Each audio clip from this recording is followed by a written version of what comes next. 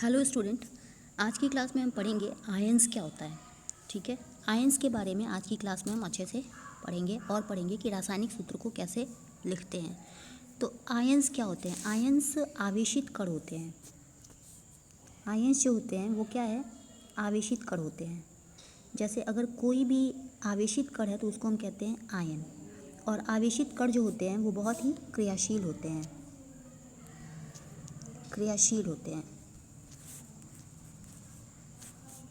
जैसे कि आप समझिए, अगर मान लीजिए वाटर है, जैसे NaCl है, ठीक है, तो NaCl में Na जो है ये इस पे एक आवेश है +1 का, तो ये क्या है? आयन है, सोडियम आयन। ठीक है, कैसा आवेश है इस पे? आयन दो तरह के होते हैं, धन आवेशित हो सकते हैं और ऋण आवेशित हो सकते हैं। और क्लोरीन इसी के साथ है, क्लोरीन पे आवेश है -1। ठीक है, तो ये क्या है? क्लोराइड आयन, ऋण आयन है। ये क्या है? धन आयन है और ये क्या है? ऋण आयन है। ठीक है, धन आयन, धन आयन, धन आयन और ऋण आयन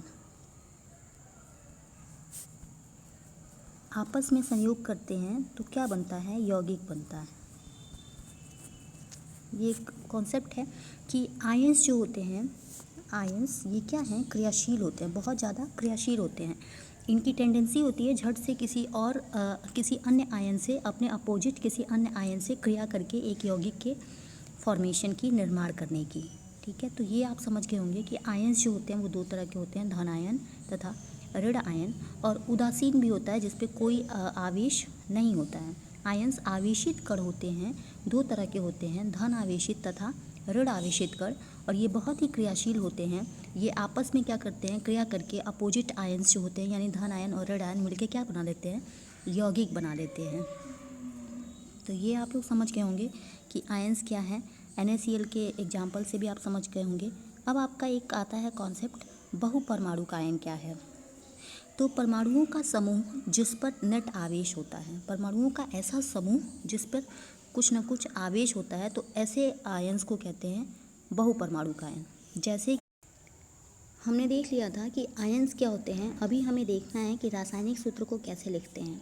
तो रासायनिक सूत्र को लिखने के लिए आपको सबसे पहले समझना होगा कि रासायनिक सूत्र क्या होता है।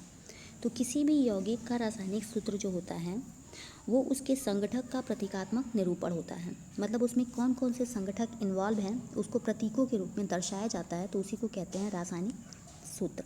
ठीक है, रासायनिक सूत्र को लिखने के लिए दो चीज़ें होनी चाहिए। उस तत्व का प्रतीक, कितने तत्व इन्वॉल्व हैं ये आपको पता होना चाहिए, और उस तत्व का प्रतीक आपको पता होना चाहिए, और उसकी साथ में संयोजन क्षमता। जैसे अगर आप देखिए रासायनिक सूत्र, रासायनिक सूत्र, तो इसके लिए दो चीज़ें होनी चाहिए। क्या होनी चाहिए? तत्व का प्रतीक, तो प्रतीक होना चाहिए, और दूसरा आपका होना चाहिए संयोजन क्षमता।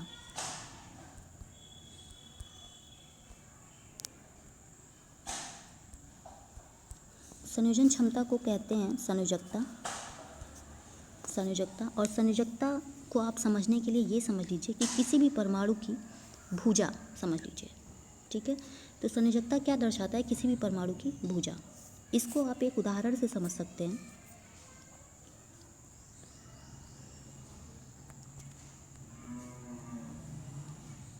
यहाँ देखिए,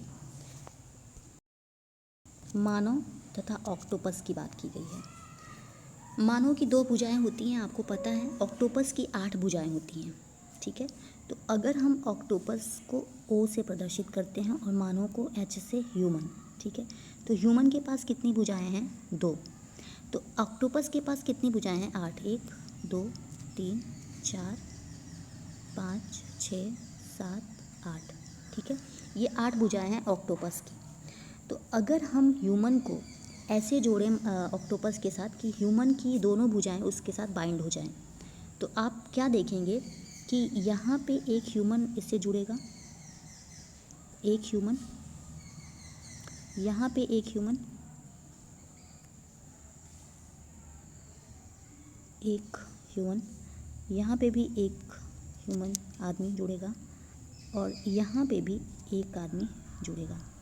तो एक ऑक्टोपस जिसकी 8 भुजाएं हैं, 2, 2, 4, 2, 6, 2, 8, इसने कितने इंसानों को पकड़ लिया है जिसकी दोनों भुजाएं उससे बाइंड है? क्योंकि मानव के पास 2 ही भुजा होती है, तो वो अगर ऑक्टोपस से बाइंड करेगा दोनों भुजाओं के साथ, तो वो ऑक्टोपस की 2 भुजाओं को पकड़ लेगा और उससे बाइंड कर लेगा। और दूसरा मानव फिर ऑक्टोपस की 2 भुजाओं को, तीसरा मानव भी ऑक्टोपस की 2। इस तरह से अगर एक ऑक्टोपस की 8 भुजाओं को संतुलित करना है तो 4 मानव चाहिए जो इसकी 8 भुजाओं को पकड़ लें, अपने 2-2 हाथ से 2-2 भुजाओं को पकड़ लें।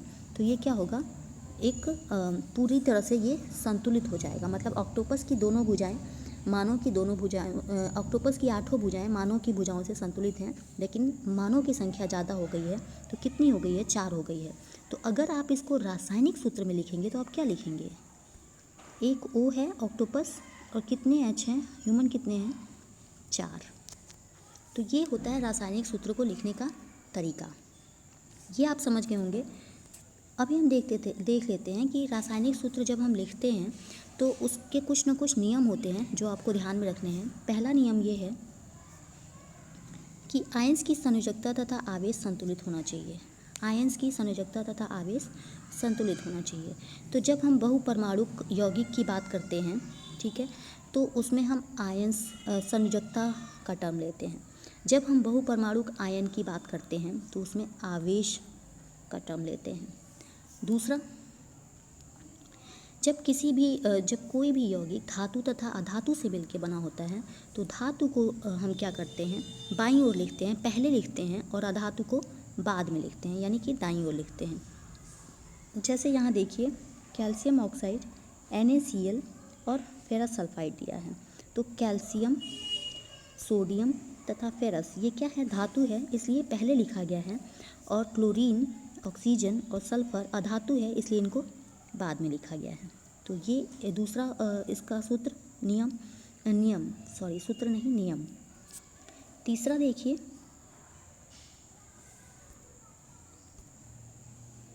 कि बहुपरमाणुक आयंस यानी कि उस पर कुछ ना कुछ आवेश, तो आयंस द्वारा निर्मित यौगिक में आयनों की संख्या को दर्शाने के लिए क्या करते हैं, अगर आयंस की संख्या ज़्यादा है तो उनकी संख्या को दर्शाने के लिए कोष्टक का उपयोग करते हैं, और आयंस की संख्या अगर इक्वल है तो कोष्टक का उपयोग नहीं करते हैं। जैसे NaCl में क्या है, इक्वल है, तो कोष्टक का उपयोग नहीं करते हैं, ऐसा नहीं लिखते हैं कि NaCl2, ऐसा नहीं लिखते ना। तो और मैग्नीशियम हाइड्रोक्साइड को लिखते हैं MgOH ट्वाइस, क्योंकि उसमें OH डबल है, ठीक है। अब देखते हैं आगे, सरल यौगिक सूत्र को कैसे लिखते हैं, यानी किसी यौगिक का अगर सूत्र आपको लिखना हो तो कैसे लिखते हैं। तो किसी भी यौगिक का सूत्र लिखने के लिए हमने देखा था, यानी कि रासायनिक सूत्र यौगिक का ही लिखा जाएगा, क्योंकि यौगिक क्या होते हैं, 1 से 2 या 2 से अधिक तत्व मिलकर यौगिक का निर्माण करते हैं। तो रासायनिक सूत्र में क्या क्या चाहिए आपको पहले ही मैंने बताया था, तत्व का प्रतीक अभी आज ही की क्लास में, और संयोजन क्षमता। संयोजन क्षमता मतलब कि उसकी भुजाएं, ऑक्टोपस और ह्यूमन समझाया था मैंने आपको।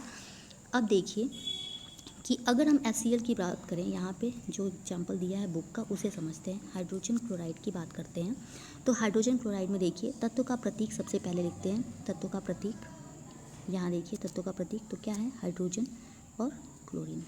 अब नीचे लिखते हैं संयोजकता, ऐसे ही हेडिंग डालेंगे आप, हाइड्रोजन क्लोराइड का सूत्र, नीचे लिखेंगे संयोजकता। संयोजकता हाइड्रोजन की कितनी है, 1, और क्लोरीन की कितनी है, 1, ठीक है। आप सोच रहे होंगे कि संयोजकता हम कैसे ज्ञात करेंगे, तो ऊपर जो सारणी दी हुई है देख लीजिए एक बार फिर, ये देखिए, इससे आप संकेत दिया है, ठीक है, और इसकी संयोजकता दी हुई है 1, 2, 3, ठीक है, संयोजकता दी हुई है। तो यहाँ से आप देखेंगे किसी भी रासायनिक सूत्र को लिखने के लिए, और प्रतीक भी आप यहीं से देखेंगे। अब देखिए, तो हमने देखा था कि सबसे पहले प्रतीक लिखते हैं, जैसे HCl में H है और Cl है, ठीक है, हाइड्रोजन क्लोराइड में।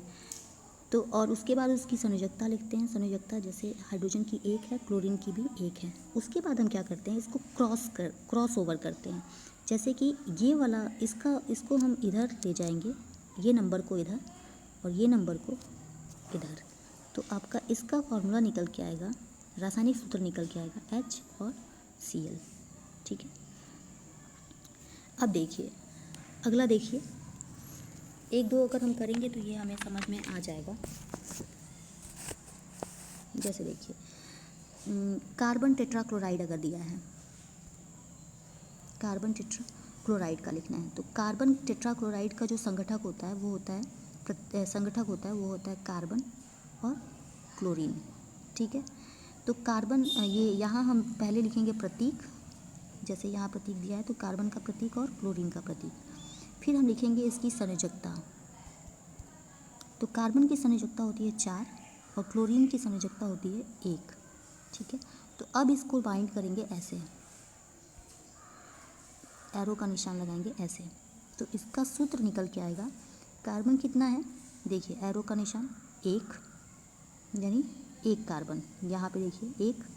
क्लोरीन कितना है, यहाँ देखिए 4, तो ये क्या होगा CCl4। तो ये आप लोग समझ गए होंगे। अब बहुपरमाणुक आयन की बात कर लेते हैं। ठीक है, बहुपरमाणुक आयन, तो बहुपरमाणुक आयन्स में जिनमें आयन्स की संख्या जो है वो सेम है, तो ऐसा आपका है यहाँ पे एल्यूमिनियम ऑक्साइड,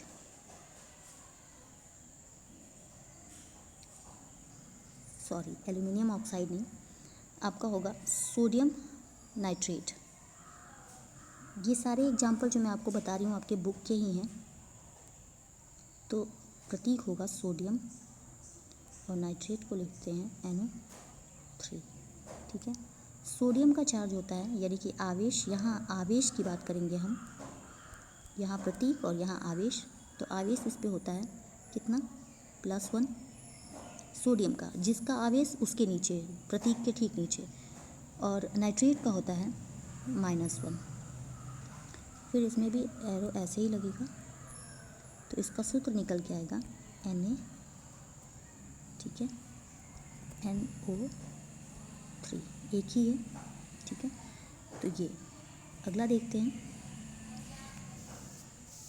कैल्शियम हाइड्रोक्साइड, बात करते हैं कैल्शियम हाइड्रोक्साइड। तो प्रतीक क्या क्या हैं, 2 संगठक तत्व हैं, कौन से हैं, कैल्शियम और हाइड्रोक्साइड, ये होता है हाइड्रोक्साइड आयन। ठीक है, तो आवेश की बात करेंगे, कैल्शियम पे आवेश कितना होता है, नीचे लिखेंगे, तो कैल्शियम पे आवेश होता है +2, हाइड्रोक्साइड पे आवेश होता है -1। ठीक है, इसको फिर ऐसे, तो आपका निकल के आएगा कैल्शियम कितना है 1, हाइड्रोक्साइड कितना है 2 OH। हमें पता है कि जब आयन्स की संख्या ज़्यादा हो तो कैसे दर्शाते हैं, ब्रैकेट में। ठीक है, तो होप आपको ये समझ में आ गया होगा, और अगर आपको नहीं समझ में आएगा तो आप मुझे बताइएगा कमेंट सेक्शन में, मैं आपको फिर से समझाने की कोशिश करूँगी। और अगर आपको ये लेक्चर अच्छा लगता है और समझ में आता है तो आप इसे लाइक कीजिए, और अगर आपको नहीं अच्छा लगता है तो डिसलाइक कीजिए, और अगर आपको अच्छा लगता है, बहुत अच्छा लगता है, तो इसे शेयर कीजिए और सब्सक्राइब कीजिए। Thank you.